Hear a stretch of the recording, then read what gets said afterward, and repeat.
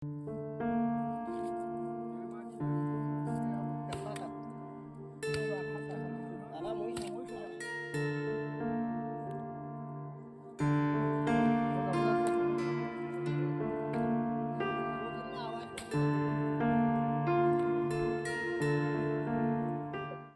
অসমৰ গ্ৰাম্য অৰ্থনীতি বিশেষকৈ শিৱসাগৰ জিলাৰ গ্ৰাম্য অৰ্থনীতি টনকিয়াল কৰাত বিশেষভাৱে গুৰুত্বপূৰ্ণ ভূমিকা গ্ৰহণ কৰি আহিছে কৃষি কৰ্মৰ লগত জড়িত যিসকল ব্যক্তি সেই ব্যক্তিসকলৰ যি চাহ খেতি আৰু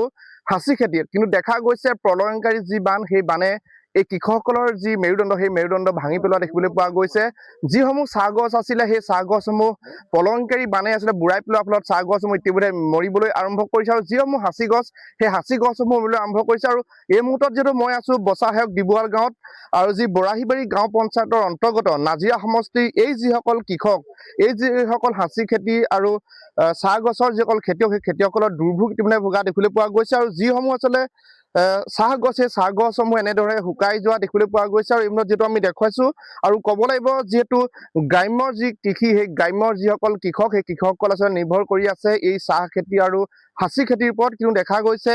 যি যোৱা জুলাই 19 তাৰিখে যি প্ৰলয়ংকাৰী বান আহিছিলে সেই বানৰ ফলত এই যিসকল কৃষক এই কৃষকসকলে আচলতে ৰাজহাড় ভাঙি পেলোৱা দেখিবলৈ পোৱা গৈছে আৰু আমি যিহেতু চাহ গছসমূহ দেখুৱাইছো চাহ গছসমূহ কেনেধৰণে আচলতে ইতিমধ্যে শুকাই গৈছে পাতসমূহ সৰি গৈছে যাৰ ফলত কৃষকসকলে মূৰে কপালে হাত দিবলগীয়া এটা পৰিস্থিতি সৃষ্টি হৈছে কি ক'ব যিহেতু যিটো প্ৰলয়ংকাৰী বান আহিছিলে সেই বানে আচলতে আপোনালোকৰ যি মেৰুদণ্ড সেই মেৰুদণ্ড ভাঙি পেলোৱা দেখিবলৈ পোৱা গৈছে চাহ গছসমূহ ইতিমধ্যে সম্পূৰ্ণৰূপে মৰি গৈছে কিমান বিঘা চাহ গছ ইতিমধ্যে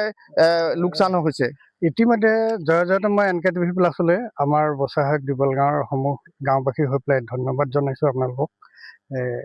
আপোনালোকক শুভেচ্ছা জনাইছোঁ আপোনালোকে আহি আমাৰ এই দুৰ্যোগৰ সময়ত যে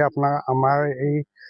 এইখিনিক ৰাইজৰ মাজত দাঙি ধৰিবলৈ প্ৰয়াস কৰাৰ কাৰণে প্ৰথমত কথা হৈছে কি আমাৰ এই অঞ্চলটো এটা কৃষিজীৱী অঞ্চল আৰু গ্ৰাম্য অঞ্চল মানে আমি কৃষিৰ ওপৰতে নিৰ্ভৰ কৰি পেলাই বসবাস কৰি থাকোঁ কিন্তু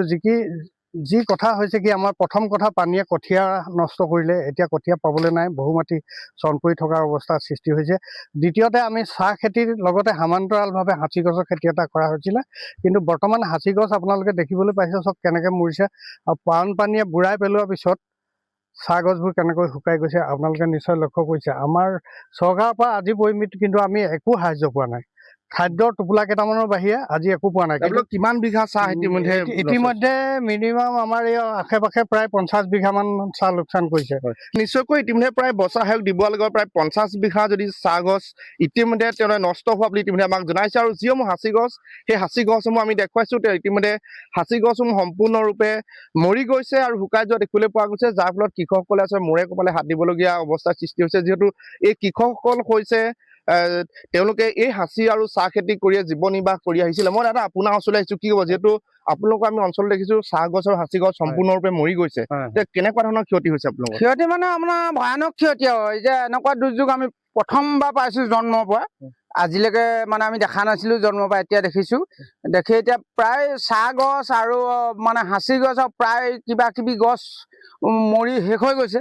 এনেকুৱা অৱস্থাত এতিয়া আপোনাৰ দুৰ্যোগ ভুগিবলগীয়া হৈছে আমি লোকচান কিমান হৈছে লোকচান মানে ক'লে সেয়া উপযুক্ত ব্যক্তিয়ে নাই বুলি 50 বিঘামান চাহ বাগান এনেকুৱা মোৰো গৈছে ধৰক ৰাইজৰ ওচৰ পাজৰ চবৰে গৈছে তেনেলি পাওঁ বুলি কথা নাই প্ৰায় মানুহে গৈছে খুৰা আপোনাৰ ওচৰলৈ আহিছো কি হ'ব যিহেতু দেখা গৈছে আপোনালোকৰ অঞ্চলবাসী আচলতে এই চাহ গছ আৰু হাঁচি গছ খেতি কৰিয়ে তেওঁলোকে জীৱন নিৰ্বাহ কৰি আহিছিল আৰু ইতিমধ্যে হাঁচি গছ আৰু চাহ গছ মৰি গৈছে কি কৰিব এতিয়া আপোনালোকে কথাটো হ'ল কি আমাৰ এই অঞ্চলত প্ৰায় 20 ঘৰমান মানুহ খেতিৰ ওপৰত নিৰ্ভৰ কৰিয়ে জীয়াই আছে আৰু ইয়াত চৰকাৰী চাকৰি বুলিবলৈ কাৰোৱে নাই অকল খেতি চাহ খেতিয়ে নহয় চাহ খেতি ধান খেতি ফল মূলৰ খেতি এই খেতিবিলাক কৰিয়ে ল'ৰা ছোৱালী শিক্ষাদান কৰি ভৱিষ্যতখন চলাই আছে বৰ্তমান চলি আছে আৰু ভৱিষ্যতে চলাম বুলি এখেতসকলৰ পথ আছে সেয়েহে আমি চৰকাৰক অনুৰোধ কৰোঁ যে আমাৰ মুৰব্বী এই অঞ্চলৰ ময়ূৰ গোহাঁই ডাঙৰীয়া আৰু মুখ্যমন্ত্ৰী হেমন্ত বিশ্ব শৰ্মাক তেখেতে যাতে আমাৰ এই মানৱিক হক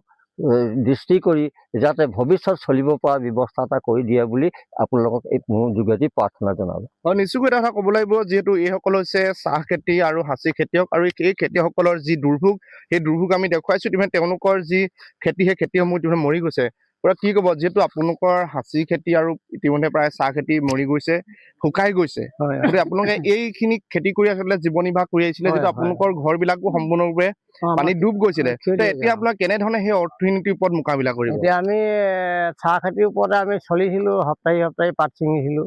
বা দুসপ্তাহ মূৰত হ'লেও আমি মাহটোত দুকুটা হ'লেও ছিঙি মেলি পেলাই ঘৰ সংসাৰ চলাইছিলো কিন্তু এতিয়া সকলোখিনি আমাৰ চেচ আমি কি কৰিম কি নকৰিম এতিয়া আমাৰ কৰিবলৈ উপায় নাইকিয়া হৈছে এতিয়া চৰকাৰৰ ফালৰ পৰা কিবা এটা যদি আমাৰ খেতি মানে বানৰ হেৰিয়াত সাহাৰ্য কিবা ভাগি দিয়ে তেতিয়া অকণমান আমি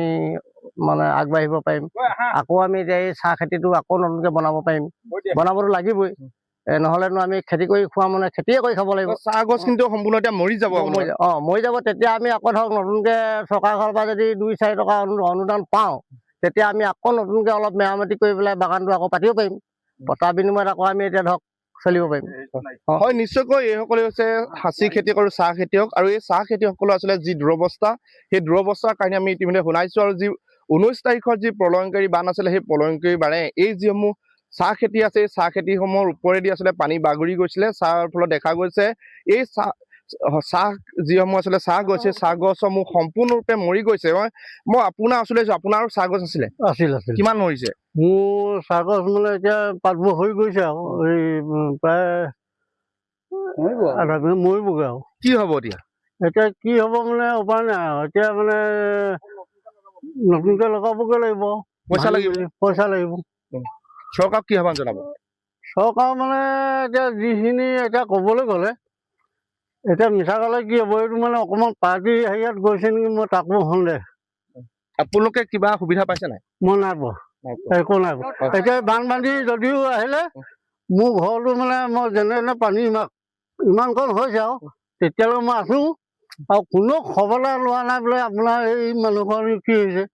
হয় নিশ্চয়কৈ এইসকল হৈছে ভুক্তভোগী খেতিয়ক আৰু এই ভুক্তভোগী খেতিয়কসকলৰ ইতিমধ্যে তেওঁলোকৰ যি ৰাজহাড় সেই ৰাজহাড় ইতিমধ্যে ভাঙি পেলোৱা দেখিবলৈ পোৱা গৈছে যিটো গ্ৰাম্য অৰ্থনীতি বুলি ক'লে এটা কথা মনলৈ আহে কৃষিৰ কথা আহে আৰু সেই কৃষিৰ ওপৰত নিৰ্ভৰশীল এইসকল হৈছে কৃষক আৰু এই কৃষকসকলৰ ইতিমধ্যে আমি কৈছো হাঁচি খেতি আৰু চাহ খেতিৰ পৰা সম্পূৰ্ণ বিধ্বস্ত হৈ পৰিছে আৰু পৰৱৰ্তী সময়ত লক্ষ্য কৰিব নাজিৰা সমষ্টিৰ এইসকল আচলতে খেতিয়ক এই খেতিয়কসকলৰ যি তেওঁলোকৰ লোকচান সেই লোকচানখিনি কেনেধৰণে ক্ষতিপূৰণখিনি কেনেধৰণে পূৰণ কৰিব সেয়া কিন্তু এই কৃষকসকলৰ কাৰণে এই সময়ত অতি গুৰুত্বপূৰ্ণ হৈ উঠিছে